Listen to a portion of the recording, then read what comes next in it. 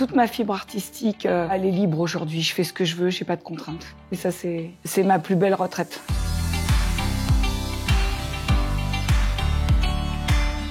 Alors la retraite peut renvoyer à de nombreuses perceptions et être associée à des significations différentes.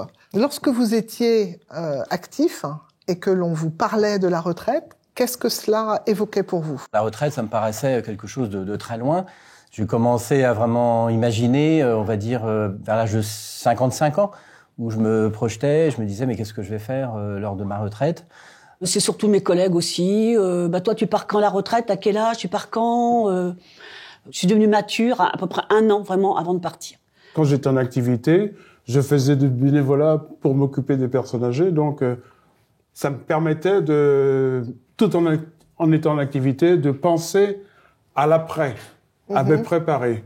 Moi, la retraite, pour moi, c'était la possibilité, comme le nom l'indique en 2 temps, c'était retraiter la façon de vivre, retraiter le sujet, revoir mes priorités, qui n'allaient effectivement plus être peut-être professionnelles. Pour moi, c'est une gestion différente. Mais je n'ai absolument rien changé dans mon rythme de vie. Au contraire, je suis encore plus investie, encore plus occupée. Alors maintenant que vous êtes maître à bord et que vous avez bénéficié de ces quelques mois de retraite, quelles sont vos premières impressions? Et il est important de voir si les projets qu'on avait peut-être envisagés restent les mêmes. Moi, j'ai fait le choix de me tourner aussi vers mes enfants, de pouvoir consacrer du temps à des générations plus jeunes. Il m'a fallu un temps pour être actif, dans la retraite.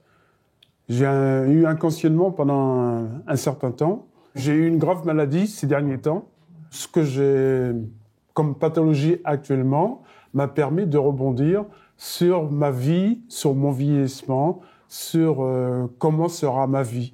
Le bonheur est au rendez-vous, quoi. Il est là, il faut le capter, quoi. Il y a effectivement le facteur santé qui peut rentrer aussi beaucoup en ligne de compte, qui peut faire que ça entrave vos projets, mais il y a aussi l'aspect aussi financier. Je n'ai pas de conjoint, donc je ne vis que sur ma retraite. Je n'ai que moi pour compter sur ma retraite. Ça, c'est aussi une contrainte. Moi, mon épouse est encore active. Elle sera en retraite en 3 ou 4 ans, ce qui permettra de pouvoir partir en week-end plus facilement, de voyager plus facilement. Mais effectivement, c'est une contrainte. On n'est pas tous les deux à la retraite en même temps. Parmi toutes ces réflexions-là, est-ce qu'il y a quelque chose qui vous a surpris lorsque vous avez entamé cette période de retraite? Une chose qui m'a surpris, c'est qu'on est beaucoup sollicité par son entourage.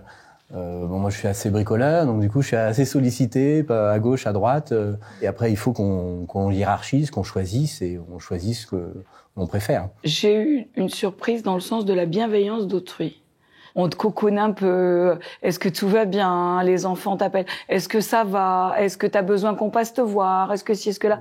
Moi, j'ai trouvé ça drôle et j'allais dire quelque part, c'est pas très sympa. J'en joue un peu. J'en surjoue un peu. Ce qui m'a surpris, oui, peut-être. Oui, c'est vrai que je suis beaucoup plus joyeux, oui. Écoutez, moi, je vous souhaite une très belle retraite. Merci. Merci Fabienne.